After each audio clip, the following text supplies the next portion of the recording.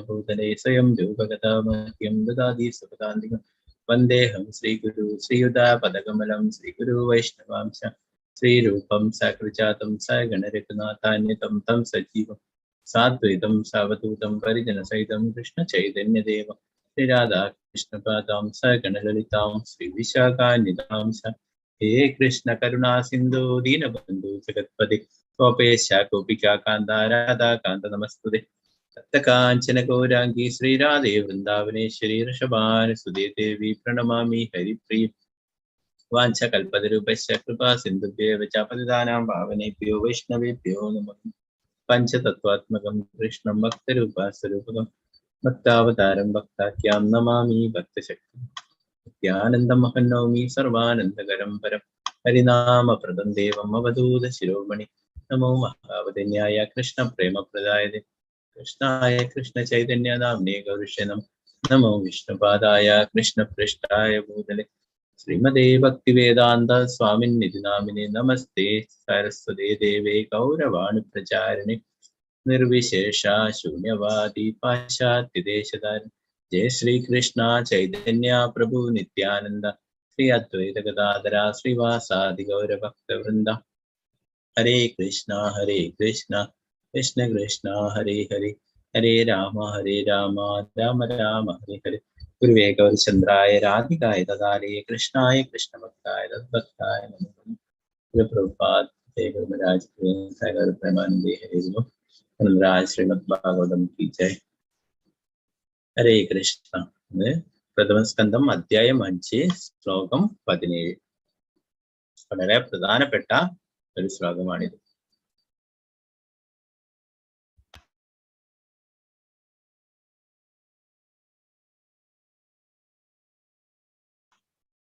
ഓം നമോ ഭഗവതേ വാസുദേവായ ഓം നമോ ഭഗവതേ വാസുദേവായ ഓം നമോ ഭഗവതേ വാസുദേവായ.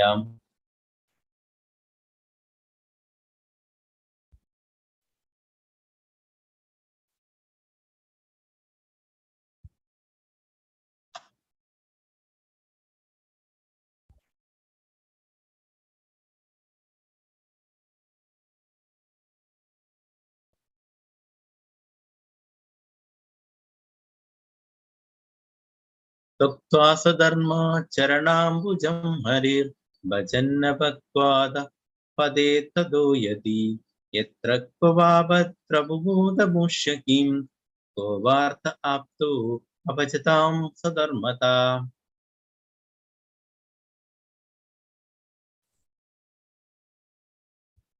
त्वक्त्वा स्वधर्माचरणाम्बुजं हरिर् भजन्न भक्त्वाद पदे तदो यदि यत्र क्ववावत्र बुबोधमुष्य किं को वार्त आप्तो अपजतां सधर्मतः.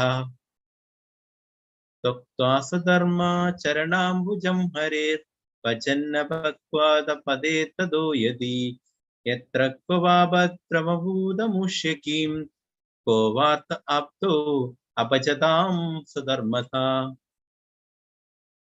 എല്ലാവർക്കും രണ്ട് പ്രാവശ്യം ചൊല്ലാം.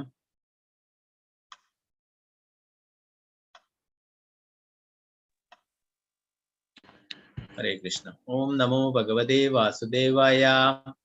ओम नमो भगवते वासुदेवाय.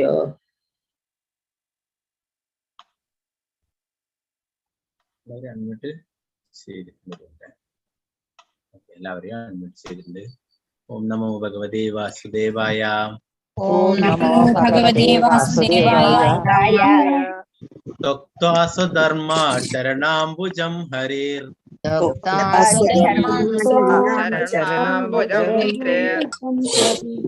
भजन्न भक्त्वाद पदे तदो यदि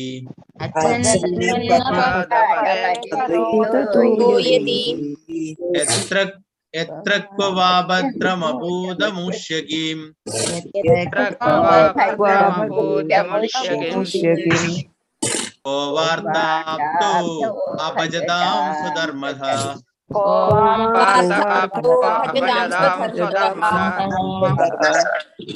Tokta Sudharma Charanambujam Harir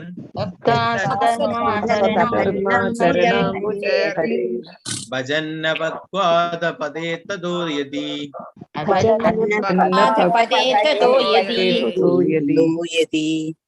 Trakva Bhadramabuda Mushyakim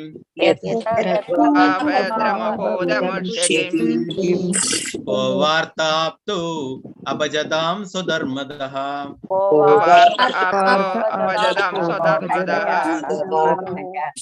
Hare Krishna. Hare Krishna. Hare Krishna. Hare Krishna. Mallika Mataji, Hare Krishna Mataji, Chollikolu Mataji. Hare Krishna. Hare Krishna Prabhuji. Om Namo Bhagavate Vasudevaya. Dharma Charanambujam Hare.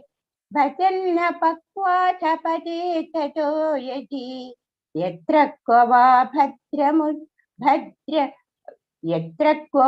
Bhadramapudamushyakim Kovartapto Bhajatam Sadharmada.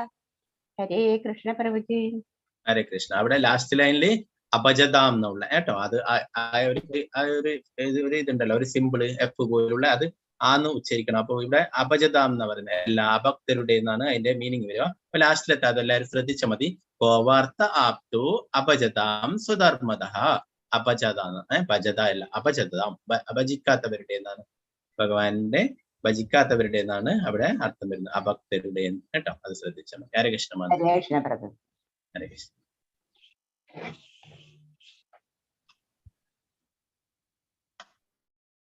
Swarna Prabhu Hare Krishna. Hare Krishna Prabhuji. Om Namo Bhagavate Vasudevaya. Tekta Swadharma Saranambujam Harir Bhajanna Pakvatha Padetato Yadi Yatra Kva Bhadramapudamushyakim Kovartha Apto Apajatam Swadharmataha. Hare Krishna. Hare Krishna. Raji Mataji, Hare Krishna. Hare Krishna Prabhu. Om Namo Bhagavate Vasudevaya. Dokta Sudharma Charanambujam Harir Bhajanna Bhagavata Padetado Yadi Yatra Kyava Bhadramapudamushyakim Kovartha Apto Abhajadam Sadharmadaha. Hare Krishna. Hare Krishna. Savitri Mataji, Hare Krishna. Hare Krishna Prabhuji. Tyakta Swadharma Charanambujam Harir Bhajanna Bhagavata Padetado Yadi Yatra Kva Bhadramapudamushyakim Kovartha Apto Abhajadam Swadharmada. Hare Krishna. Hare Krishna. Anida Krishna Mataji, Hare Krishna. Hare Krishna. Om Namo Bhagavate Vasudevaya. Tiktva Swadharmacharanambujam Harir Bhajanna Pakvata Padetado Yadi Yatra Kvava Bhadramapudamushyakim Kovartha Apta Abhajadam Swadharmataha. Hare Krishna. Hare Krishna. Sri Javiji Mataji, Hare Krishna. Hare Krishna Prabhuji. Om Namo Bhagavate Vasudevaya. Tektva Swadharma Charanambujam Harir Bhajanna Pakvata Padetado Yadi Yatra Kova Bhadramapudamushyakim Kovartha Apto Abhajadam Swadharmataha. Hare Krishna. Hare Krishna. Mini Mataji, Hare Krishna. Hare Krishna Prabhuji. Om Namo Bhagavate Vasudevaya. Dokta Swadharma Charanambujam Harir Bhajanna Pakvata Padetado Yadi Yatra Kva Bhadramapudamushyakim Kovartha Apto Abhajadam Swadharmataha. Hare Krishna. Hare Krishna. Sindhu Mataji, Hare Krishna. Hare Krishna Prabhuji. കേൾക്കുന്നില്ലേ? ചൊല്ലിക്കോളൂ. Om Namo Bhagavate Vasudevaya. Hare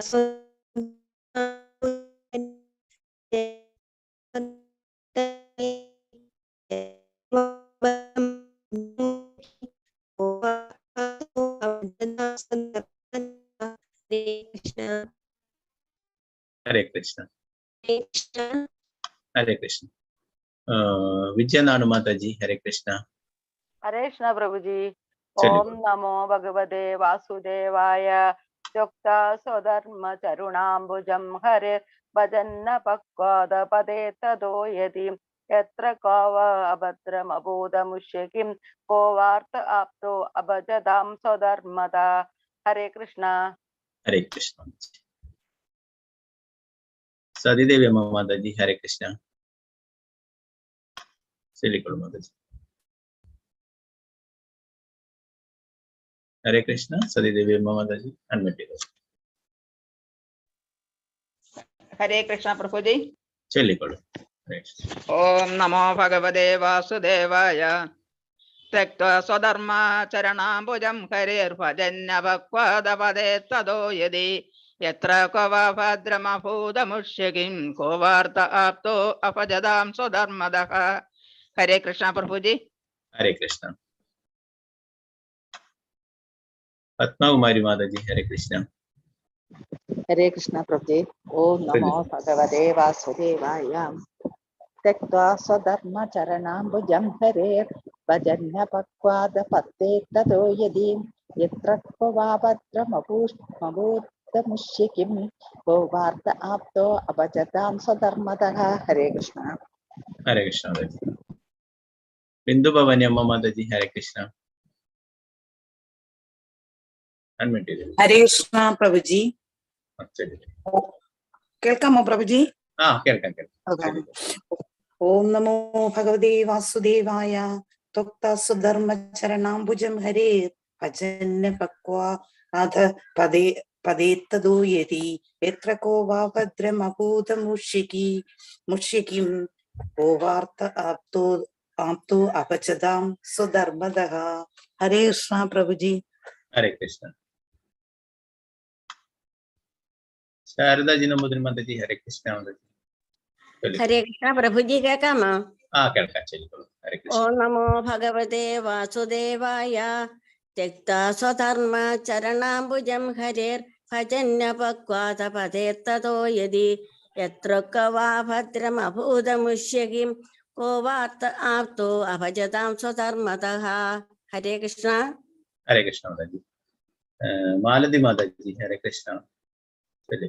Hare Krishna Prabhuji. Om Namo Bhagavate Vasudevaya. Tyakta Swadharma Charanambujam Harer Bhajanna Pakvata Padeta Doyadi Tatra Kava Bhadram Abhuda Mushyakim Kovartha Apto Abhajadam Swadharmadaha. Hare Krishna Prabhuji. Hare Krishna.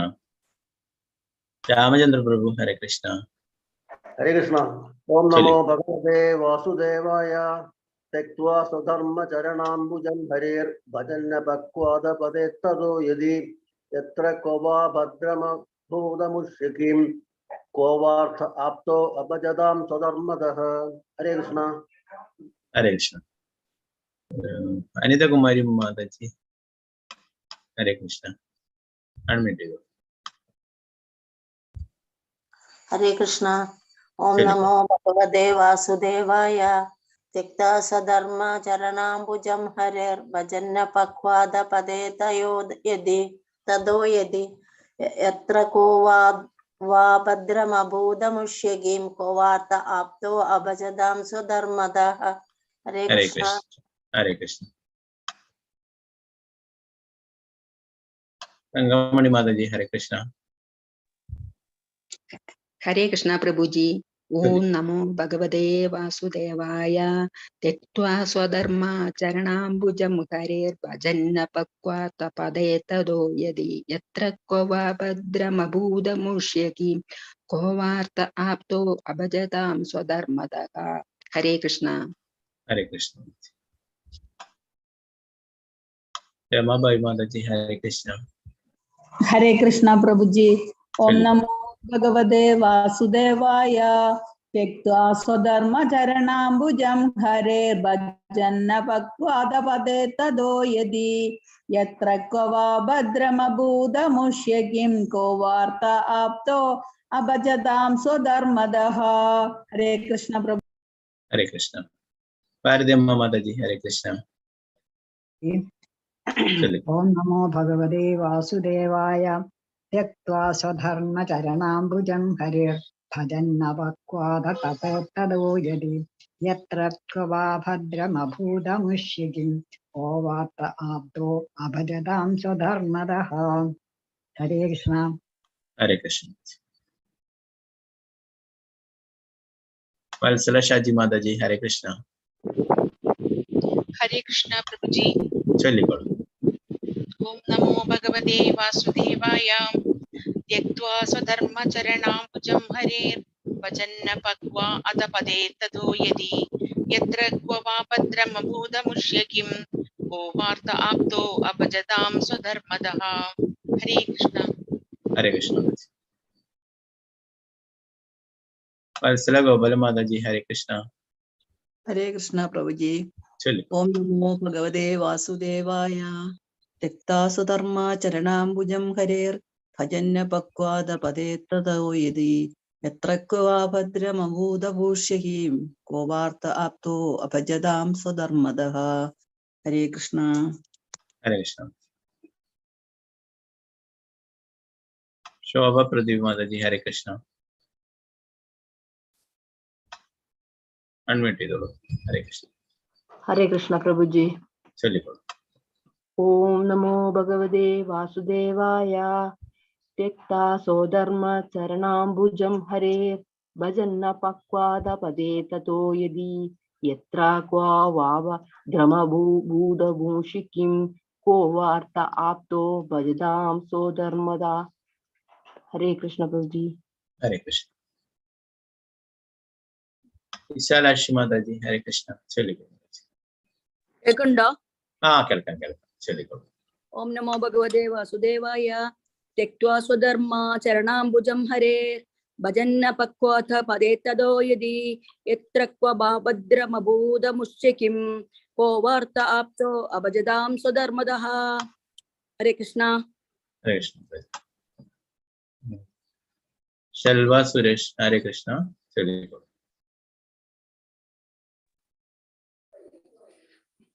हरे कृष्ण प्रभु जी। ओम नमो भगवते वासुदेवाय।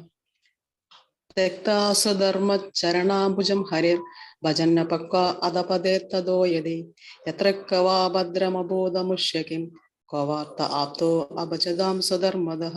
हरे कृष्ण। हरे कृष्ण।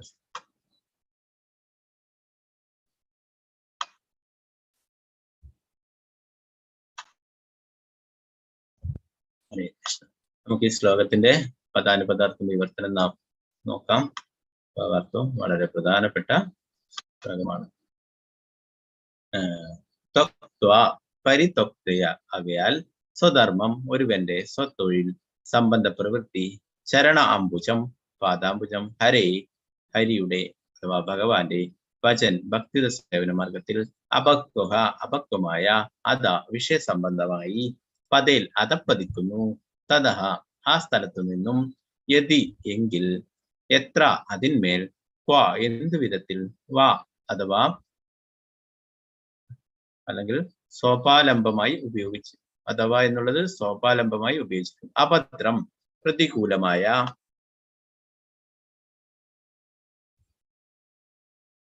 ആബുൽ സംഭവിക്കും. അമൂഷ്യ അങ്ങയുടെ Kim യാതൊന്നും കവ ആർത്തഹ എന്ത് താല്പര്യം ആപ്ത പ്രാപ്തമാക്കി അപജതാം എല്ലാ അഭക്തരുടെയും സ്വധർമ്മത ധർമാനുസൃത കർമ്മത്തിൽ നിരതനായി തീരുക. വിവർത്തനം ഭാവാർത്ഥം എസി ഭക്തി വേദാന്ത സ്വാമി ശ്രീല പ്രഭുപാദിക്ക് ജയ്. ഭഗവത് ഭക്തിത സേവനത്തിനായി ധർമാനുസൃത കർമ്മങ്ങൾ പരിത്യജിക്കുന്ന ഒരാൾ ചിലപ്പോൾ അപക്വമായ അവസ്ഥയിൽ അധപ്പതിച്ചേക്കാം. എന്നിരുന്നാലും അയാളുടെ പരാജയത്തിൽ യാതൊരു ആപത്തുമില്ല. അഥവാ ധർമാനുസൃത കർമ്മത്തിൽ പൂർണ്ണ നിരതനെങ്കിലും അഭക്തൻ യാതൊരു നേട്ടവും പ്രാപ്തമാക്കുന്നില്ല. ഭാവാർത്ഥം ശ്രീല പ്രഭുപാദയ്ക്ക് ജയ്.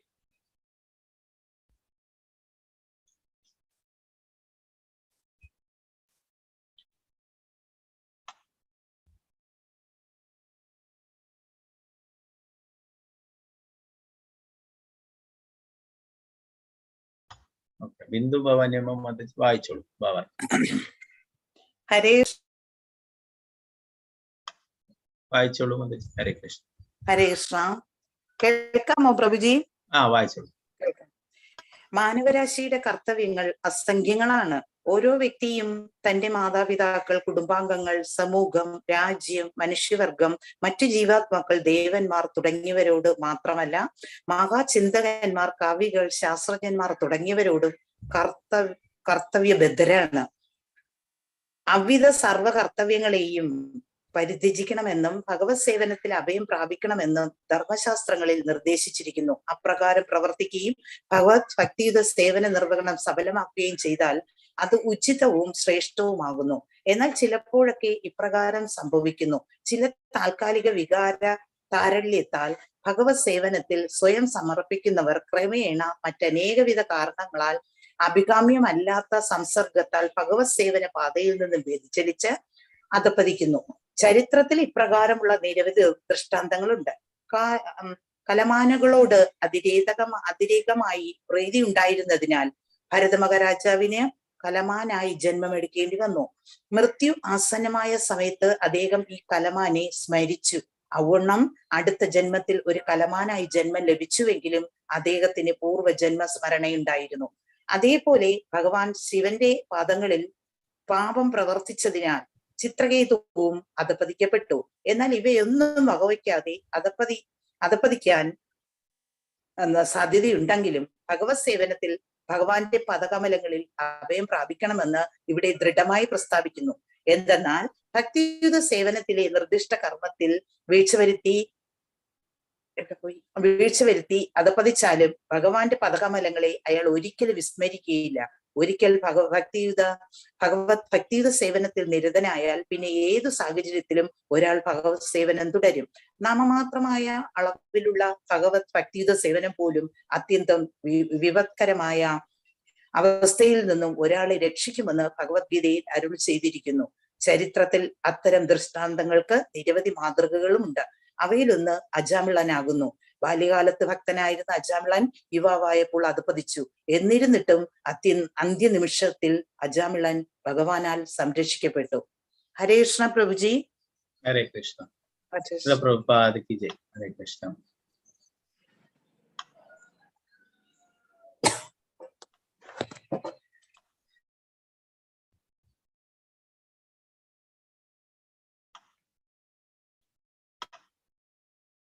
ഹരേ കൃഷ്ണ. വളരെ പ്രധാനപ്പെട്ട ഭാവാർത്ഥം തന്നെയാണ് പ്രഭുപാദർ ഇവിടെ കൊടുത്തിട്ടുള്ളത്. കുറെ ഉദാഹരണങ്ങളൊക്കെ കൊടുത്തിട്ടുണ്ട്. നാരായണം നമസ്കൃത്യ നരം ചൈവ നരോത്തമം ദേവീം സരസ്വതീം വ്യാസം തതോ ജയമുദിരീ നഷ്ടപ്രായേഷു ഭദ്രേഷു നിത്യം ഭാഗവത സേവയാ ഭഗവതി ഉത്തമ ശ്ലോകേ ഭക്തിർഭവതി നൈഷ്ഠികി മുഖം കരോതി വാചാലം പങ്കും ലങ്കായതി ഗിരിം കൃപാതമഹം വന്ദേ ശ്രീഗുരു ദീനദാരിണം പരമാനന്ദ മാധവം ശ്രീ ചൈതന്യ ഈശ്വരം. നമോ വിഷ്ണുപാദായ കൃഷ്ണപൃഷ്ഠായ ഭൂതലേ ശ്രീമദേ ഭക്തിവേദാന്ത സ്വാമിനിധി നാമിനി നമസ്തേ സാരസ്വതീ ദേവി ഗൗരവാണി പ്രചാരിണി വിശേഷാശൂന്യവാദി പാശ്ചാത്യദേശധാരിണി. ജയ ശ്രീകൃഷ്ണ ചൈതന്യ പ്രഭു നിത്യാനന്ദ ശ്രീ അദ്വൈത ഗദാധര ശ്രീവാസാദി ഗൗരഭക്തവൃന്ദ. ഹരേ കൃഷ്ണ കൃഷ്ണ കൃഷ്ണ ഹരേ ഹരേ, ഹരേ രാമ രാമ രാമ ഹരേ ഹരേ. ഗുരുവേ ഗൗരചന്ദ്രായ രാധികായ ഹരേ കൃഷ്ണായ കൃഷ്ണഭക്തായ തദ്ഭക്തായ പ്രഭുപാദ ജയ ഗുരു മഹാരാജ് ഹരേ കൃഷ്ണ.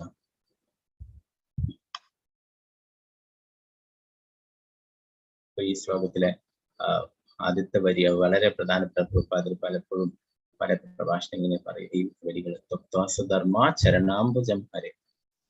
ഭഗവാന്റെ ആ പാദത്തില് അഭയം പ്രാപിച്ചിരിക്കുന്നവരുടെ ഭഗവാന് എപ്പോഴും ഭക്തിത സേവനങ്ങൾ ചെയ്യുന്നവരെ കുറിച്ചിട്ട് പറയും. ഭഗവത് ഭക്തിത സേവനായി ധർമാനുസൃത കർമ്മങ്ങൾ പരിത്യജിക്കുന്ന ഒരാൾ ചിലപ്പോൾ അപക്വമായ അവസ്ഥയിൽ അധപ്പതിച്ചേക്കാം. എന്നിരുന്നാലും അയാളുടെ പരാജയത്തിൽ യാതൊരു ആപത്തുമില്ല. അഥവാ ധർമാനുസൃത കർമ്മത്തിൽ പൂർണ്ണനിരതനെങ്കിലും അഭക്തന് യാതൊരു നേട്ടവും പ്രാപ്തമാക്കുന്നില്ല. അല്ലെ, നമ്മള് ഭഗവത്ഗീതയിലൊക്കെ പഠിച്ചിട്ടുണ്ടായിരുന്നു അല്ലെ, എന്താണ് ശുചീനാം ശ്രീമതാം ഗേഹ. ആ ഒരു അഥവാ നമുക്ക് ഭക്തിയുടെ സേവനങ്ങൾ മുഴുമിപ്പിക്കാനായിട്ട് സാധിച്ചിട്ടില്ലെങ്കിലും നമ്മളൊരു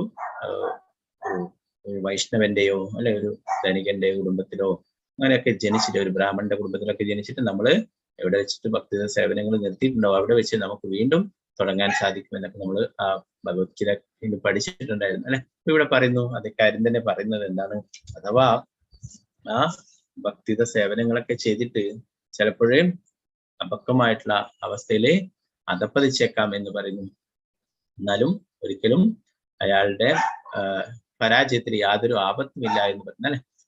എന്നാലോ ഭഗവാനിൽ വിശ്വാസമില്ലാത്തവര് അല്ലെ, യാതൊരു ഭക്തിയുടെ സേവനങ്ങളൊക്കെ ചെയ്യാത്തവര് അഭൗതികമായിട്ടല്ല തന്റെ ഇന്ദ്രിയങ്ങൾക്ക് മാത്രമായി, ഇന്ദ്രിയ സംതൃപ്തിക്ക് മാത്രമായിട്ട് ജീവിച്ചിട്ട് അങ്ങനെ അവർക്ക് എന്താ പറ്റുക, അവർക്ക് യാതൊരു നേട്ടവും ഉണ്ടാവില്ല അല്ലെ. അവര് സ്വന്തം ആ ധർമ്മ എന്ന് പറയുന്നത് എന്താണ്, ആ സ്വന്തം അവരുടെ ധർമ്മം എന്ന് പറയുന്നത് സ്വന്തം കുടുംബത്തെയും അവരെയൊക്കെ സംരക്ഷിക്കുക അല്ലെ, മക്കളെയും അമ്മയും അച്ഛനെയും അവരെയൊക്കെ സംരക്ഷിക്കുക. അങ്ങനെ അതാണ് അവരെ യഥാർത്ഥമായിട്ടുള്ള ധർമ്മം എന്ന് പറഞ്ഞാൽ. അപരാധർമ്മം എന്ന് പറയുന്നത്, പരാധർമ്മം എന്നാണ് നമ്മൾ പഠിച്ചല്ലേ. സവൈ പുംസ പരാധർമ്മം ഏതോ ഭക്തി അദോഷ അഹേതുക അപ്രതിഹത ആത്മാസു പ്രസിദ്ധ. ഭഗവാനെ പരമപുരുഷനായിട്ടുള്ള പരമദിവ്യത്വം പുരുഷനായിട്ടുള്ള അദോഷജനായിട്ടുള്ള ആ ഭഗവാന്റെ ഭക്തിയുടെ സേവനങ്ങൾ ചെയ്യുക അല്ലെ. എപ്പോഴും യാതൊരു തടസ്സമില്ലാത്ത, യാതൊരു ആഗ്രഹങ്ങളും ഇല്ലാതെ എന്താണ് ഭക്തിയുടെ സേവനങ്ങളൊക്കെ ചെയ്യുക അല്ലെ. അതാണ് നമ്മുടെ ആത്മാവിന് യഥാർത്ഥ ആനന്ദം നൽകുന്നത് അല്ലെ. ഓ, ആ ഒരു ഭക്തന്റെ അതാണ് എന്താണ് പരമമായിട്ടുള്ള ധർമ്മം അല്ലെ. എന്നാൽ ഇവിടെ അപരാധർമ്മമാണ്. ഭക്തന്മാര് അപരാധർമ്മമാണെന്ന് അനുഷ്ഠിക്കും അല്ലെ. അവരുടെ ആ കുടുംബത്തെ അതിനൊക്കെ അത് എന്താണ് ഒരു ഗൃഹനാഥന്റെ കടമ തന്നെയാണ് അല്ലെ. എന്നാൽ അതല്ല യഥാർത്ഥമായിട്ടുള്ള പരമമായിട്ടുള്ള ധർമ്മം അല്ലെ. അത് അപരാധർമ്മമാണ്.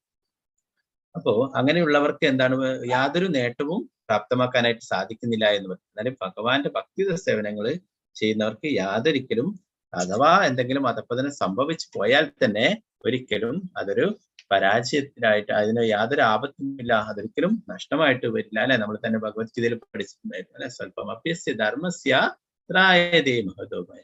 നമ്മൾ ചെയ്യുന്ന ചെറിയ ചെറിയ ഭക്തിയുടെ സേവനം പോലും അത് നമ്മളെ മഹാഭയങ്ങളിൽ നിന്ന് സംരക്ഷിക്കുമെന്നുള്ളത് അല്ലെ.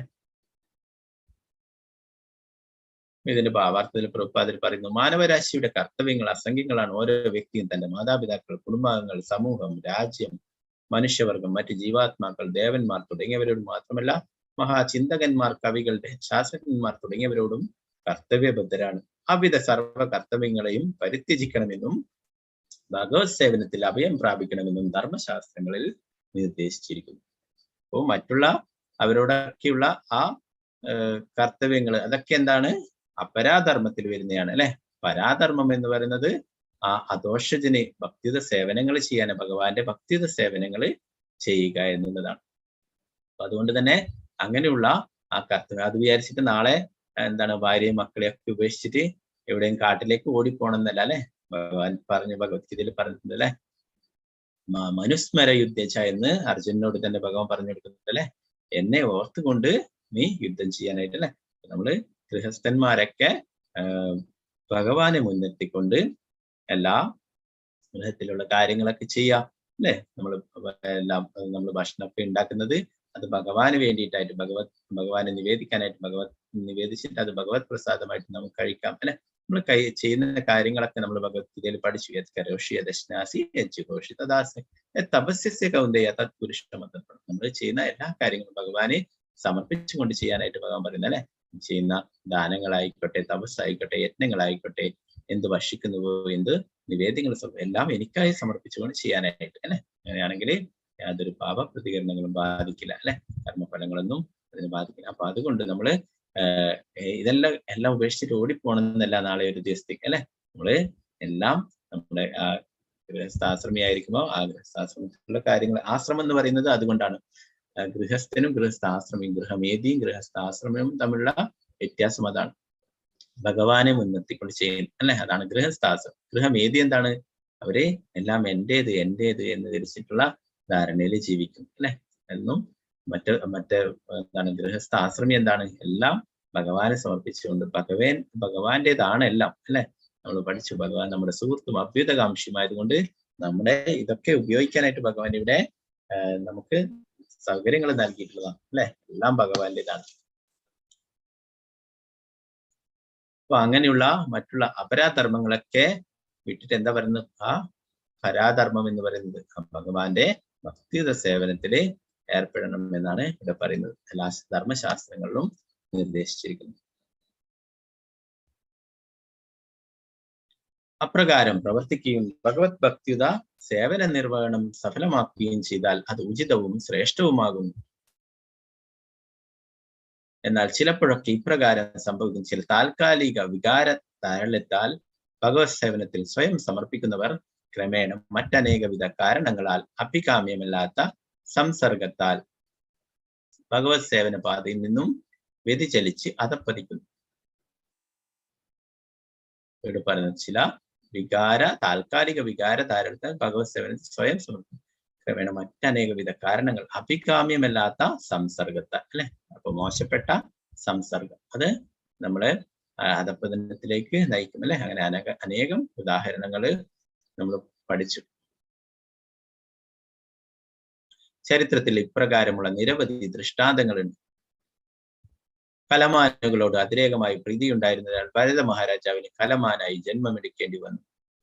മൃത്യു ആസന്നമായ സമയത്ത് അദ്ദേഹം ഈ കലമാനെ സ്മരിച്ചു. അവണ്ണം അടുത്ത ജന്മത്തിൽ ഒരു കലമാനായി ജന്മം ലഭിച്ചുവെങ്കിലും അദ്ദേഹത്തിന് പൂർവ്വജന്മ സ്മരണയുണ്ടായിരുന്നു. നമ്മൾ ഭഗവത്ഗീത ക്ലാസ്സിൽ പഠിച്ചിരുന്നു അല്ലെ. ഭരത മഹാരാജാവിന്റെ ഭാരതം എന്ന് പറയുന്നത് ഇന്നത്തെ പോലെ ഈ ഇന്ത്യ മാത്രം ഒതുങ്ങുന്നതല്ല അല്ലെ. എല്ലാം അയൽ രാജ്യങ്ങളൊക്കെ ഉൾപ്പെട്ടിരുന്ന അത്രയും വിശാലമായിട്ടുള്ള രാജ്യമായിരുന്നു ഭാരതം എന്ന് പറയുന്നത്. അത് ഭരിച്ചിരുന്നതായിരുന്നു ഭരത മഹാരാജാവ് അല്ലെ. ഭരത മഹാരാജാവിനെ കുറിച്ചിട്ട് ശ്രീമദ് ഭാഗവതത്തിൽ നമ്മൾ കൂടുതലായിട്ട് ഇനി പഠിക്കുന്നുണ്ട് വരുന്ന സ്കന്ധങ്ങളിലൊക്കെ. അപ്പൊ ആ ഋഷഭദേവന്റെ പുത്രനാണ് ആ ഭരത മഹാരാജാവ്. ഋഷഭദേവൻ എല്ലാ രാജ്യമൊക്കെ ആ ഭരത മഹാരാജാവിനെ കൊടുത്തിട്ടുണ്ട്. അപ്പൊ ആ ഭരത മഹാരാജാവ് അത്രയും എന്താ പറയാ വലിയ രാജ്യത്തിന്റെ ഉടമയായിട്ടും നിഷ്പ്രയാസം അദ്ദേഹത്തിന് ആ രാജ്യമൊക്കെ ത്യജിച്ചിട്ട് വാനപ്രസ്ഥം സ്വീകരിക്കുകയുണ്ടായി. കാട്ടിൽ പോയിട്ട് ഭഗവാനെ ധ്യാനിക്കുകയുണ്ടായി. എന്നാൽ അതേ ഭരത മഹാരാജ എല്ലാ അറ്റാച്ച്മെന്റ് അല്ലെ, സമ്പത്തും ഒരു ചക്രവർത്തി തന്നെയാണ്. രാജാവ് എന്ന് പറയുന്നത് ചെറിയൊരു രാജ്യത്തിന് അല്ലെ. എന്നാൽ ഈ ഭാരതം എന്ന് പറയുന്ന ആ വലിയ രാജ്യത്തിന് ചക്രവർത്തി തന്നെ ആയിരുന്നു ആ ഭരത മഹാരാജാവ്. എന്നാല് അത് നിഷ്പ്രയാസം അദ്ദേഹത്തിന് ഉപേക്ഷിക്കാനായിട്ട് സാധിച്ചു. അദ്ദേഹത്തിന്റെ സമ്പത്തും മറ്റുള്ള എല്ലാ കാര്യങ്ങളൊക്കെ ഉപേക്ഷിക്കാനായിട്ട് അദ്ദേഹത്തിന് സാധിച്ചു. അങ്ങനെ വാനപ്രസ്ഥം സ്വീകരിച്ച് കാട്ടിലേക്ക് പോവുകയുണ്ടായി. എന്നാൽ പിന്നീട് അദ്ദേഹത്തിന് ഒരു എന്താണ് ക്ലാസ്സിലൊക്കെ ഡീറ്റെയിൽ ആയിട്ട് ഭഗവത്ഗീതയിലൊക്കെ നമ്മൾ ചർച്ച ചെയ്തതാണല്ലേ, അതെന്ന് ചുരുക്കി പറയും. അപ്പൊ ഒരിക്കലും നദീതീരത്ത് പോയപ്പോൾ അവിടെ ഒരു ഗർഭിണിയായിട്ടുള്ള മാന അവിടേക്ക് വരികയും അല്ലെ, അതിനെ ഒരു സിംഹം പിന്തുടർന്ന് വരുന്നുണ്ടായിരുന്നു. ആ മരണവെപ്രാളത്തിലെ ആ മാൻ വെള്ളത്തിലേക്ക് എടുത്തു ചാടുകയും അത് ഒരു കുഞ്ഞിന് ജന്മം നൽകുകയും ആ അമ്മമാൻ ഒലിച്ചു പോവുകയും ചെയ്തു അല്ലെ. ആ ചെറിയ മാൻകുട്ടിയോട് ദയ തോന്നുകയും അങ്ങനെ ആ മാൻകുട്ടിയെ ആശ്രമത്തിൽ എടുത്തുകൊണ്ടുവരികയും ചെയ്തു അല്ലെ. പിന്നീട് എന്താ സംഭവിച്ചത്? ആ മാൻകുട്ടിയോട് തന്നെയായി കൂടുതൽ ശ്രദ്ധ അല്ലെ, സദാസമയം ഭഗവാന്റെ സേവനങ്ങൾ ചെയ്യുന്നതും ആ പൂജകൾ ചെയ്യുന്നതും മറ്റുള്ള ധ്യാനം ചെയ്യുന്ന എല്ലാ സമയത്തും മാനിനെ തന്നെ ഓർത്തുകൊണ്ടേയിരുന്നു അല്ലെ. അങ്ങനെ എപ്പോഴും അതിനെ സംരക്ഷിക്കുക, അതിന് ഭക്ഷണം കൊടുക്കുക, അങ്ങനെയായി തീരുകയുണ്ടായി. യഥാർത്ഥത്തില് അങ്ങനെ ജീവത്തെ നമ്മൾ മറ്റുള്ള എല്ലാറ്റിനെയും എല്ലാം ഭഗവാന്റെ അംശം തന്നെയാണ് അല്ലെ. അങ്ങനെ ഒളിച്ചു പോകുമ്പോൾ അതിനെ രക്ഷിക്കേണ്ടതാണ്, ആ സിംഹത്തിൽ നിന്നൊക്കെ രക്ഷിക്കേണ്ടതാണ്. എന്നാൽ അതിനോട് കൂടുതൽ അറ്റാച്ച്മെന്റ് ആയി, തന്റെ ആ കർത്തവ്യം അത് മറന്നുപോയി, ഭഗവാന്റെ സേവനങ്ങൾ ചെയ്യുന്നത് മറന്നുപോയിട്ട് ഈ മാൻകുട്ടിയെ തന്നെ ശ്രദ്ധിക്കലായി. അവസാന സമയമായി അല്ലെ, അപ്പോഴും ഈ മാനിനെ തന്നെ ചിന്തിച്ചുകൊണ്ടേയിരുന്നു. ഈ മാനിനെ എന്തായിരിക്കും സംഭവിക്കുക, ഞാൻ പോയി കഴിഞ്ഞാൽ ഈ മാനിനെ വല്ല മൃഗങ്ങളും പിടിച്ചു തിന്നില്ലേ എന്നൊക്കെ ഓർത്തോർത്ത് ആ മാനിനെ ഓർത്തിട്ട് ശരീരം ഉപേക്ഷിക്കുകയുണ്ടായി അല്ലെ. നമ്മൾ ഭഗവത്ഗീതയിൽ പഠിച്ചു, അവസാന നിമിഷം നമ്മൾ എന്തിനെ ചിന്തിച്ചിട്ടാണോ മരിക്കുന്നത് അത് ആയിത്തീരുമെന്നല്ലേ. അങ്ങനെ അവസാനം മാനിനെ കുറിച്ച് ചിന്തിച്ചതുകൊണ്ട് ഭരത മഹാരാജാവ് പിന്നീട് ഒരു മാനിന്റെ ജന്മം ഉണ്ടായി അല്ലെ. എന്നാൽ ഭഗവാന്റെ കാരുണ്യം ആ ചെറിയ ഭക്തിയുടെ സേവനങ്ങൾ ചെയ്തത് കൊണ്ട് തന്നെ അല്ലെ, സ്വല്പം അഭ്യസ്യ ധർമ്മസ്യ ത്രായതേ മഹതുഭയ, അദ്ദേഹത്തിന് ആ പൂർവ്വജന്മത്തെ കുറിച്ച് ഓർമ്മ വരികയുണ്ടായി. ഞാനൊരു ഭരത മഹാരാജാവായിരുന്നു, ഞാൻ ഇങ്ങനെ അവസാന നിമിഷം മാനിൽ അറ്റാച്ച്മെന്റ് ആയതുകൊണ്ട് എനിക്ക് മാനിന്റെ ശരീരം, ഇനി ഈ ജന്മം ഞാൻ മറ്റുള്ള മാനുകളുമായിട്ടൊന്നും ചേർന്നുകൊണ്ട് അങ്ങനെ അവിടെ ഇവിടെ സഞ്ചരിക്കില്ല എന്ന് വിചാരിച്ചിട്ട് ആശ്രമ പരിസരത്ത് തന്നെ ഒതുങ്ങി കഴിയുകയുണ്ടായി. പിന്നീട് ആ മാനിന്റെ ശരീരം ഉപേക്ഷിച്ചപ്പോൾ പിന്നീട് ഒരു മനുഷ്യ ജന്മം തന്നെ കിട്ടിയല്ലേ ജഡഭരതൻ എന്ന് പറയുന്ന ആ ഒരു പരിത്യാഗിയായിട്ടുള്ള ജീവിതം നയിച്ചിട്ടുള്ള ഒരു ജന്മം, മനുഷ്യ ജന്മം ലഭിക്കുകയുണ്ടായി. അതില് ധാരാളം കാര്യങ്ങൾ ചെയ്യുകയുണ്ടായി. ആ ജന്മത്തിലും ഓർമ്മയുണ്ടായിരുന്നു അദ്ദേഹത്തിന്റെ മുന്നേയുള്ള ജന്മങ്ങളെ കുറിച്ചൊക്കെ. ഭരത മഹാരാജാവായിരുന്നു, മാനായിരുന്നു. അപ്പൊ ഈ ജന്മം ഞാൻ ഭൗതികമായിട്ടുള്ള വസ്തുക്കളോടൊന്നും അറ്റാച്ച്മെന്റ് ഇല്ലാതെ ഭഗവാനെ മാത്രം ഭജിച്ചുകൊണ്ട് കഴിയണമെന്ന് തീരുമാനിക്കും. അങ്ങനെ ഒരു പരിത്യാഗിയായിട്ട് അങ്ങനെ ജീവിതം നയിക്കുകയും ചെയ്തു. വീട്ടുകാർ തന്നെ അദ്ദേഹത്തിന്റെ സഹോദരങ്ങളൊക്കെ അദ്ദേഹത്തിന്റെ സ്വത്തൊക്കെ അടിച്ചെടുത്തിട്ട് അദ്ദേഹത്തിനെ പുറത്താക്കി. അങ്ങനെ ഒരു പരിത്യാഗിയായിട്ട് ഇങ്ങനെ സഞ്ചരിച്ചു കൊണ്ടേയിരിക്കുമ്പോൾ രഘുഗുണ മഹാരാജാവിനെ കാണുകയും അങ്ങനെ രഘുഗുണ മഹാരാജാവിന് ഉപദേശങ്ങളൊക്കെ നൽകുകയും ചെയ്യുന്നു അല്ലെ. അതൊക്കെ നമ്മൾ ചർച്ച ചെയ്തിട്ടുണ്ട്, അതുകൊണ്ടാണ് ഞാൻ വേഗത്തിൽ പോകുന്നത് അല്ലെ. പല്ലക്ക് ചുമക്കാൻ പറയുന്നത് ഒരു ജഡഭരതൻ ഒരു ചെറിയ ഉറുമ്പിനെ പോലും, ചെറിയ ജീവികളെ പോലും ചവിട്ടാതെ ശ്രദ്ധിച്ചിരുന്നു. നടക്കുന്ന വഴികളിലൊക്കെ നമ്മൾ ഉറുമ്പിനെയും ഉറുമ്പ അതൊക്കെ പോട്ടെന്ന് പറഞ്ഞാൽ നമ്മൾ ചവിട്ടി വരട്ടിയിട്ട് അങ്ങോട്ട് പോകും അല്ലെ. അല്ലെ ജഡഭരതൻ വിചാരിച്ചു, ഞാൻ കുറെ പാപങ്ങൾ ചെയ്യാണ്ട് തെറ്റുകൊണ്ട് ഞാൻ ഇങ്ങനെ എൻ്റെ ഒരു ജന്മം മോശമായി അല്ല, പിന്നീട് ഭഗവാന്റെ ജന്മം കിട്ടി, ഇനി ഈ ജന്മത്തിലെങ്കിലും തിരിച്ച് ഭഗവാന്റെ അടുത്തേക്ക് പോകണം, യാതൊരു പാപങ്ങളും ചെയ്യരുതെന്ന് കരുതിയിട്ട് അത്രയും ശ്രദ്ധിച്ചിട്ടായിരുന്നു അല്ലെ. അങ്ങനെ അത് രഘുഗുണ മഹാരാജാവിന് അസ്വസ്ഥത ഉണ്ടാക്കി. ആ പല്ലക്ക് ചുമക്കുന്ന ഒരാള് അനങ്ങിക്കൊണ്ടിരിക്കുമ്പോൾ രാജാവിന് സ്വസ്ഥമായിട്ട് പോകാൻ കഴിയില്ല അല്ലെ. അങ്ങനെ പിന്നെ ശിക്ഷിക്കും എന്നൊക്കെ പറഞ്ഞിട്ട് കഠിനമായിട്ടുള്ള വാക്കുകൾ പ്രയോഗിച്ചപ്പോൾ ജനഭരതൻ കുറെ തത്വങ്ങൾ, ഫിലോസഫിക്ക് പറഞ്ഞു കൊടുക്കാൻ തുടങ്ങി. അപ്പോഴാണ് രാജാവിന് ഇദ്ദേഹം ഒരു മഹാനായിട്ടുള്ള ആളാണ്, സാധാരണ ഒരു വ്യക്തിയല്ല എന്ന് മനസ്സിലാവുകയും അങ്ങനെ അദ്ദേഹത്തിൽ നിന്ന് ഉപദേശങ്ങളൊക്കെ സ്വീകരിക്കുകയൊക്കെ ചെയ്ത് രഘുഗുണ മഹാരാജാവ് അങ്ങനെ ആ ജഡഭരതന്റെ ആ ശരീരം ഉപേക്ഷിച്ച് ഭഗവാന്റെ അടുത്തേക്ക് തിരിച്ചു പോവുകയുണ്ടായി. അപ്പൊ അങ്ങനെ ചെറിയ തെറ്റുകൾ കൊണ്ട് ഇങ്ങനെ സംഭവിച്ചു കഴിഞ്ഞാലും അതൊരിക്കലും അധപ്പതനമല്ല അല്ലെ. വീണ്ടും തിരിച്ച് ഭഗവാന്റെ അടുത്തേക്ക് പോകാൻ ഭഗവാൻ തന്നെ കാരുണ്യം കാണിച്ചിരുന്നു. ആ പൂർവ്വജന്മത്തെ കുറിച്ച് ഓർമ്മയുണ്ടായിരുന്നു.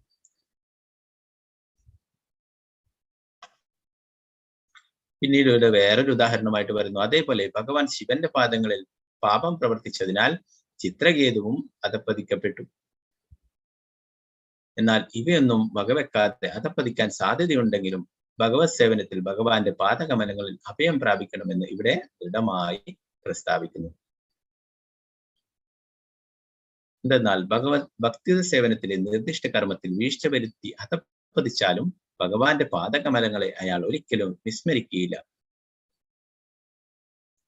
ഒരിക്കൽ ഭക്തിയുത സേവനത്തിൽ നിരതനായാൽ പിന്നെ ഏത് സാഹചര്യത്തിലും ഒരാൾ ഭഗവത് സേവനം തുടരും.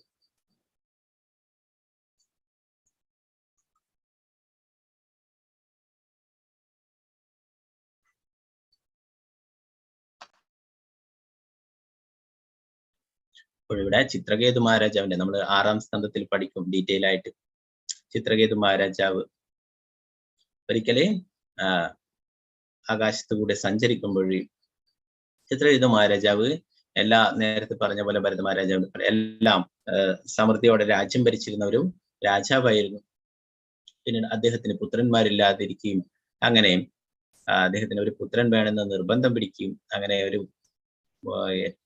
യാഗമൊക്കെ നടത്തിയിട്ട് ഒരു പുത്രന് ഉണ്ടാവുകയും ചെയ്തു. എന്നാൽ ആ പുത്രൻ ഉണ്ടാവുന്നത് തന്നെ മുന്നേ തന്നെ ആംഗിരമുനിയോടാണെന്ന് തോന്നുന്നു പറഞ്ഞിട്ടുണ്ടായിരുന്നു. അപ്പൊ ആംഗിരമുനി തന്നെ പറയുന്നത്, നിങ്ങൾക്ക് ഒരു പുത്രൻ ഉണ്ടായാൽ തന്നെ അത് നിങ്ങൾക്ക് ആദ്യം സന്തോഷം തരും, പിന്നീട് ദുഃഖങ്ങൾ തരുമെന്ന്. എന്നാൽ ചിത്രകേതു പറഞ്ഞു, ഓക്കെ അതൊന്നും കുഴപ്പമില്ല, ആയിക്കോട്ടെ എന്ന് പറയുകയും അങ്ങനെ ഒരു കുട്ടി ജനിക്കുകയും ആ കുട്ടിക്ക് ഹർഷശോകൻ എന്ന് പേരിടുകയുണ്ട്. ഹർഷം എന്ന് പറഞ്ഞാൽ സന്തോഷം, ശോകം എന്ന് പറഞ്ഞാൽ ദുഃഖം അല്ലെ.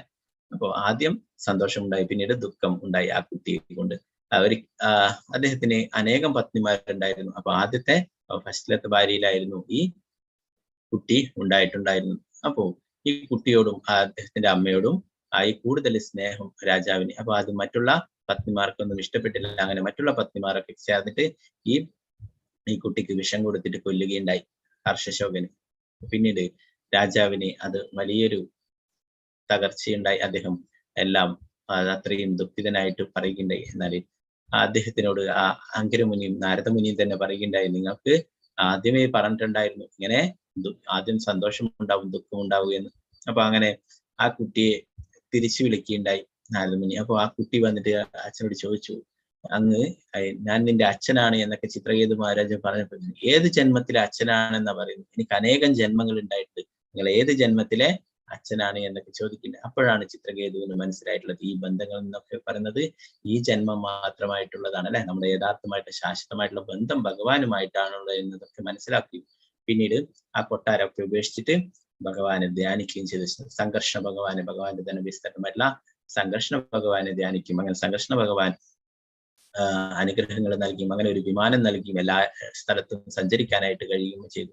അങ്ങനെ ഒരു വിരക്തിയൊക്കെ വന്നിട്ട് എല്ലായിടത്തും ഭൗതികമായിട്ടുള്ള വസ്തുക്കൾക്കും വിരക്തനായിട്ട് എല്ലായിടത്തും സഞ്ചരിക്കുന്ന സമയത്താണ് ഒരിക്കലും ആ കൈലാസത്തിലൂടെ പോകുമ്പോൾ ശിവനും പാർവതിയും എപ്പോഴും അടുത്ത് തന്നെ ഉണ്ടാവും അല്ലെ. അർദ്ധനാരീശ്വരൻ എന്ന് പറയുന്നത് ശിവന്റെ ആ ഭാഗത്തായിട്ട് അതവിടെ പാർവതി ദേവി എപ്പോഴും ഉണ്ടാവും അല്ലെ. അപ്പൊ ഈ ചിത്രകേതു മഹാരാജാവ് നോക്കുമ്പോൾ അവിടെ പാർവതി ദേവി ശിവന്റെ മടിയിലോട് ചേർന്നിട്ടിരിക്കുന്നു.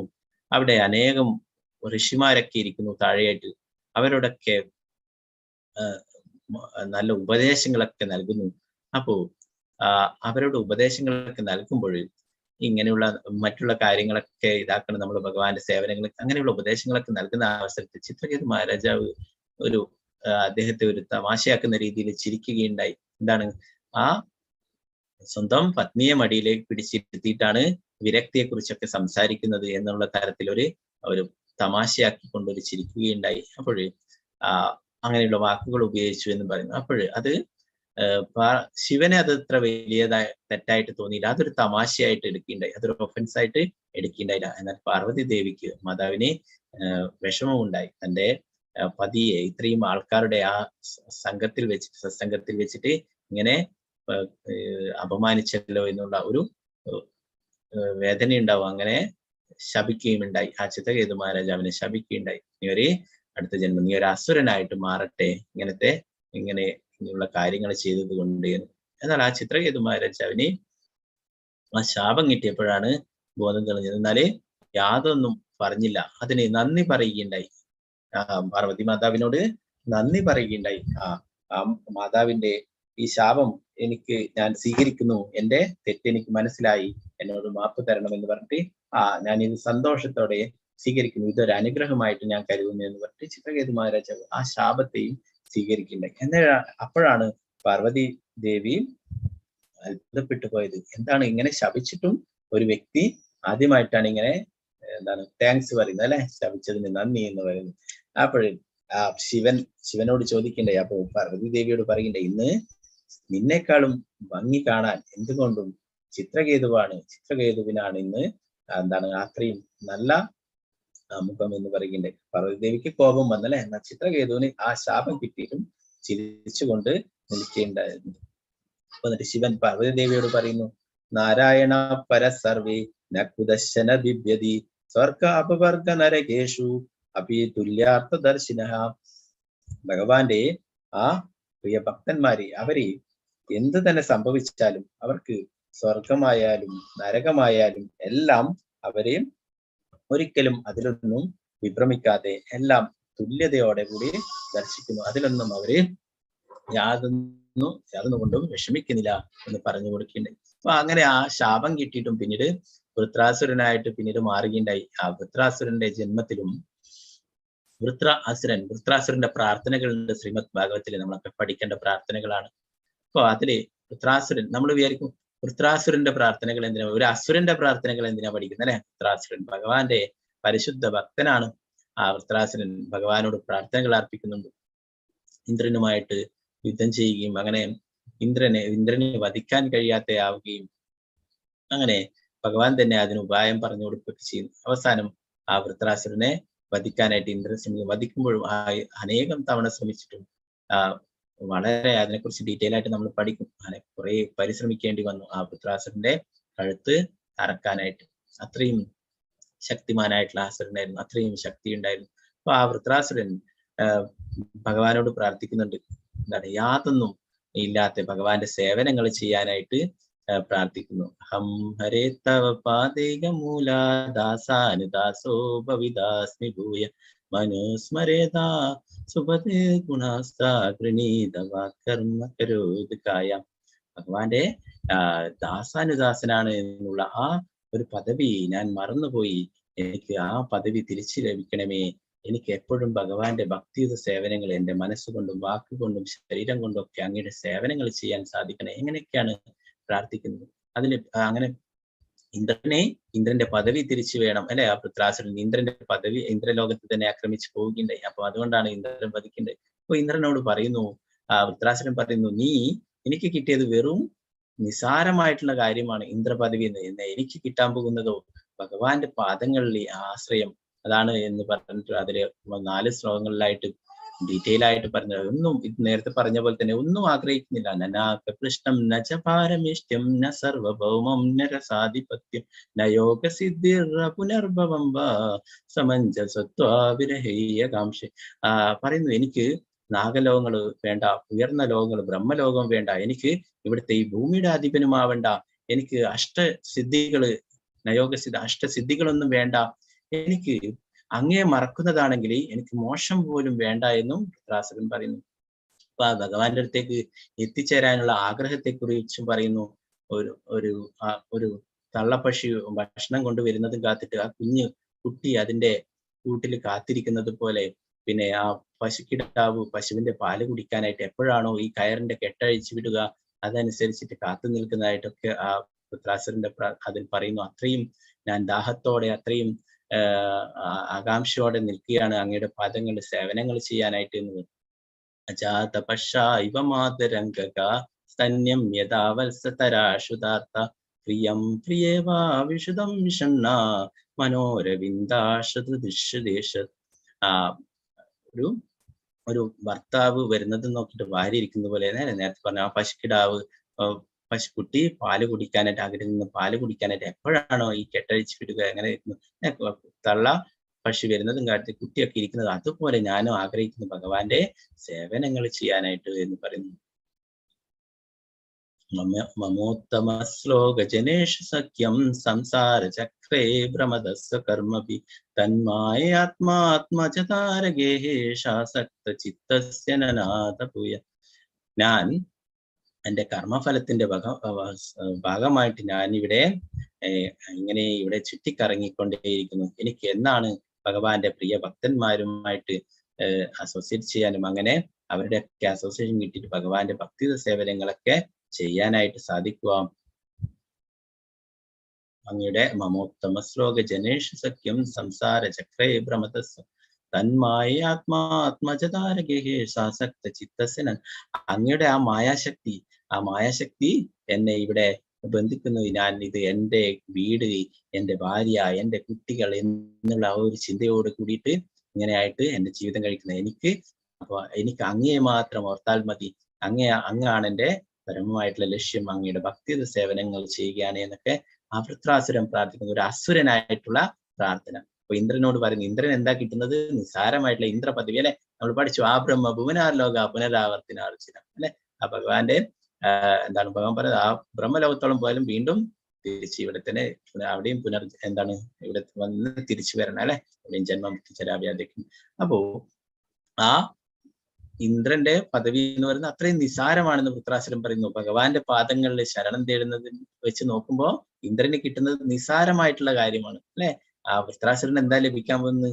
ഭഗവത് പദപ്രാപ്തി അല്ലെ? ഭഗവാന്റെ ആ പാദകമലങ്ങളിലെ ആശ്രയം തേടാനായിട്ട് ആ വൃത്രാസുരൻ പ്രാർത്ഥിക്കുന്നു. അങ്ങനെ അവസാനം ഭഗവാന്റെ അടുത്തേക്ക് വൃത്രാസുരൻ തിരിച്ചു പോകില്ല. അപ്പൊ ചെറിയൊരു കാലഘട്ടത്തിൽ ഇങ്ങനെയുള്ള ആ ശാപം കൊണ്ട് വൃത്രാസുരനായിട്ട് മാറിയെങ്കിലും അല്ലെ, ആ ഭഗവാൻ അദ്ദേഹത്തിന് ആ പൂർവ്വജന്മത്തെ കുറിച്ച് ഓർമ്മ നൽകുകയും അങ്ങനെ ആ ഭഗവാന്റെ പ്രാർത്ഥനകൾ അർപ്പിക്കുകയും തിരിച്ച് ഭഗവാന്റെ അടുത്തേക്ക് പോവുകയും ഉണ്ടായി.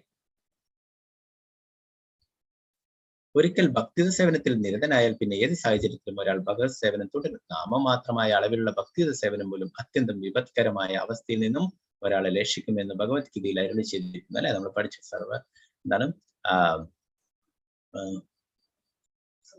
സ്വല്പം അഭ്യസ്യ ധർമ്മസ്യ ത്രായതേ മഹതോഭയ അല്ലെ? നമ്മൾ അതിൽ പഠിച്ചു. പിന്നെ എന്താണ് നമ്മൾ ചെയ്യുന്ന ചെറിയ ചെറിയ കാര്യങ്ങൾ പോലും, ഭക്തിയുത സേവനങ്ങൾ പോലും നമ്മളെ മഹാഭയങ്ങളിൽ നിന്നും രക്ഷിക്കുമെന്നല്ല ഭഗവത്ഗീതയിൽ നമ്മൾ ഉദാഹരണങ്ങളൊക്കെ പഠിച്ചാലേ, ഒരു അണ്ണാൻ കുഞ്ഞിൻ്റെത് ആ ഒരു കാർത്തിക മാസം ദീപം മുഖത്ത് തട്ടിയിട്ടൊക്കെ എടുത്താനായി ശ്രമിച്ച എലി അല്ലെ? അതിനൊക്കെ മോശം ലഭിക്കുകയുണ്ടായി. ആ എലിക്ക് 4 കൈകളോടുകൂടി വൈകുണ്ഠത്തിലേക്ക് പോവുകയുണ്ടായി അല്ലെ? അപ്പൊ അങ്ങനെ ചെറിയ കാര്യങ്ങളൊക്കെ ചെയ്യുന്ന. അപ്പൊ നമ്മൾ ഇവിടെ അജാമിളന്റെ കാര്യവും പറയുന്നു.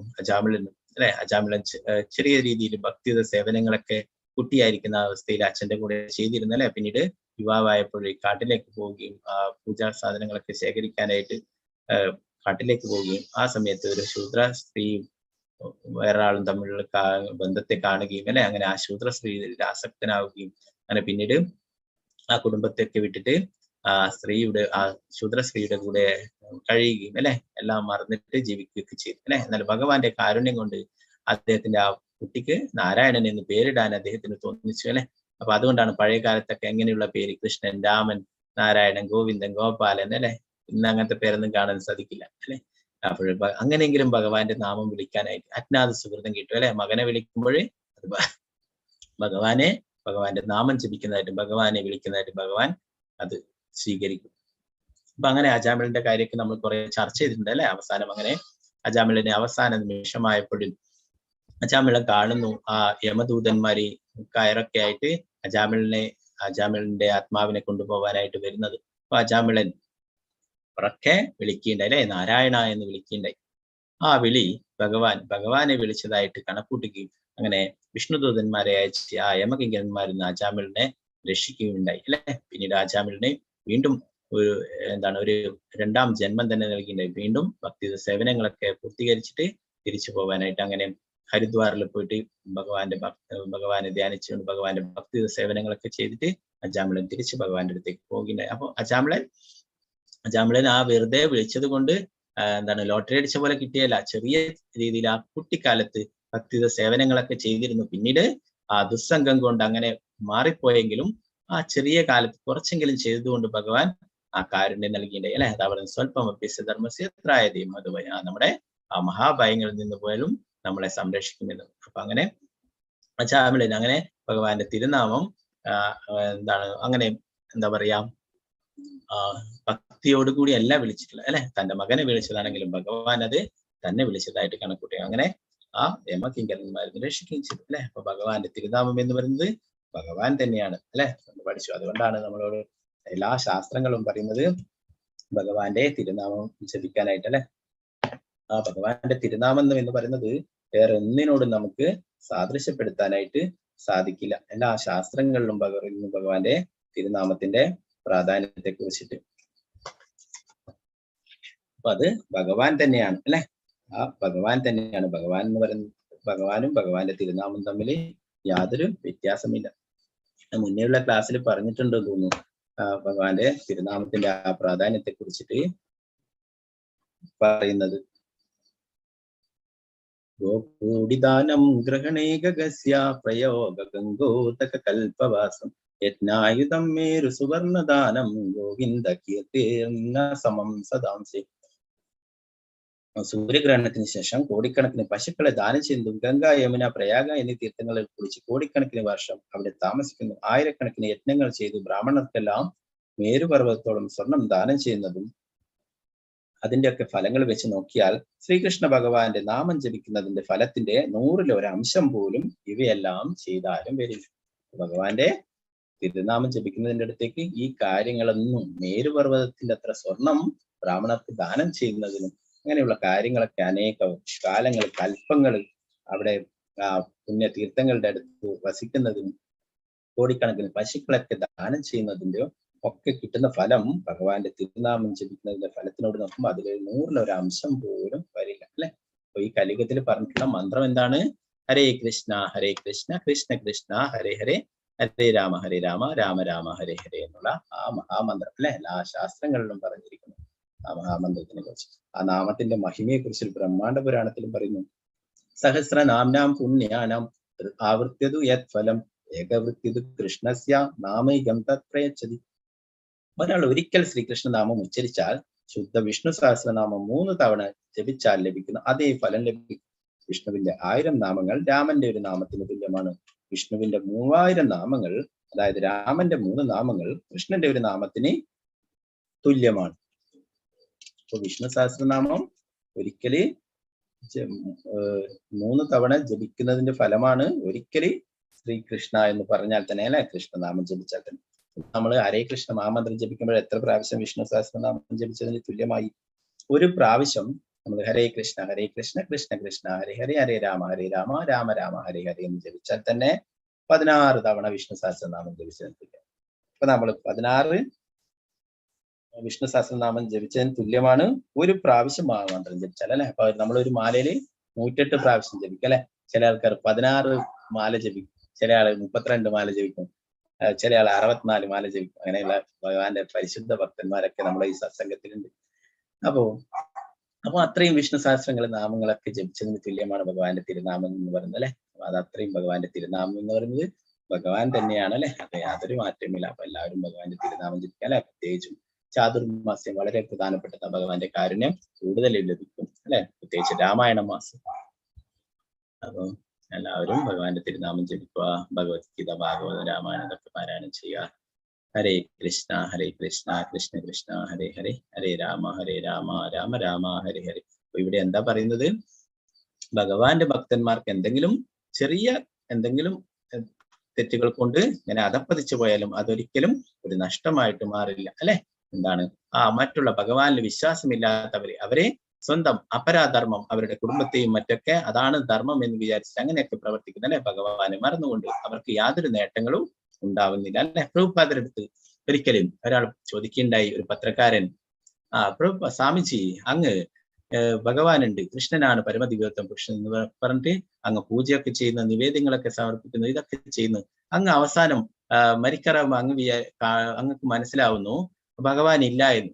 അപ്പൊ അത് അങ്ങക്ക് നഷ്ടമല്ലേ എന്ന് ചോദിക്കുന്നു. അപ്പൊ പ്രഭുപാദർ തിരിച്ച് അയാളെടുത്ത് ചോദിച്ചു, നീ ജീവിതകാലം മുഴുവൻ ഭഗവാൻ ഇല്ല എന്ന് നിരീശ്വരവാദിയായിട്ട് നീ ജീവിക്കുന്നു, അവസാനം നീ മരിക്കുന്ന സമയത്ത് നീ ഓർക്കുന്നു, നിനക്ക് മനസ്സിലാവുന്നു ഭഗവാൻ ഉണ്ട് എന്ന് അല്ലെ, എനിക്ക് എന്താണ് ചെയ്യാൻ കഴിയുക എന്ന് ചോദിക്കും. പ്രഭുപാദർ പറഞ്ഞു, ഞാൻ ചെയ്തത് ഒരിക്കലും ഒരു നഷ്ടമാവില്ല, ഭഗവാൻ ഉണ്ടെന്ന് എനിക്ക് എല്ലാ ശാസ്ത്രങ്ങളുടെയും എല്ലാറ്റിലൂടെയും എനിക്കറിയാം, അതുകൊണ്ട് എനിക്കിതൊരു നഷ്ടമല്ല, നിനക്ക് വലിയ നഷ്ടമാണ്. നീ അവസാന നിമിഷം നീ ഓർക്കും ഭഗവാൻ ഉണ്ട്, നീ ഭഗവാനെ മറന്നുകൊണ്ട് ജീവിച്ചു എന്ന്, അപ്പോഴും നിനക്കൊന്നും ചെയ്യാൻ സാധിക്കില്ല എന്ന് പറഞ്ഞു അല്ലെ. അങ്ങനെയുള്ളവരുടെ ഭഗവാനെ മറന്ന് ജീവിക്കുന്നവർക്കൊന്നും യാതൊന്നുമില്ല. അവർ കുറച്ച് പുണ്യ കർമ്മങ്ങളൊക്കെ ചെയ്തുകൊണ്ട് അവർക്ക് ഇപ്പൊ സമ്പത്തും മറ്റുള്ള കാര്യങ്ങളൊക്കെ ഉണ്ട്, അതിൽ അവർ അഹങ്കരിച്ചിട്ട് ഭഗവാനെ മറന്നു ജീവിക്കും അല്ലെ. എന്നാലും ഭഗവാൻ പറഞ്ഞു, ഏതാമാം പ്രവൃത്തി സാംസതയാണ്, ഭഗവാനെ ഏത് രീതിയിലാണ് നമ്മൾ സമീപിക്കുന്നത് അതിനനുസരിച്ച് അവർ ഭഗവാനെ മറന്നുകൊണ്ട് ജീവിക്കാനായിട്ട് ആഗ്രഹിക്കുന്നു, അത് പ്രകാരം അവർക്ക് ഭഗവാനെ മറന്നുകൊണ്ട് ജീവിക്കാനുള്ള അവസരം ഭഗവാൻ തന്നെ നൽകും അല്ലെ. എന്താണ്? മൃഗങ്ങൾ, പട്ടികളും പൂച്ചകളും എന്നായാല് ഭഗവാനെ ഓർത്തുകൊണ്ട് ജീവിക്കേണ്ട അല്ലെ, അതിനുള്ള അവസരം ഭൗതിക പ്രകൃതി തന്നെ അങ്ങനെ ഭഗവാനെ മറന്ന് ജീവിക്കുന്നവർക്ക് നൽകും അല്ലെ. ഹരേ കൃഷ്ണ കൃഷ്ണ കൃഷ്ണ ഹരേ ഹരേ, ഹരേ രാമ രാമ രാമ ഹരേ ഹരേ. मंत्रालय श्रीमद भागवतम की जय, श्रील प्रभुपाद की जय, गुरु महाराज की जय, निताय गौर प्रेमानंदे हरे हरि बोल. ഹരേ കൃഷ്ണ. എന്തെങ്കിലും അടുത്ത ഭാഗങ്ങളിൽ എന്തെങ്കിലും സംശയങ്ങൾ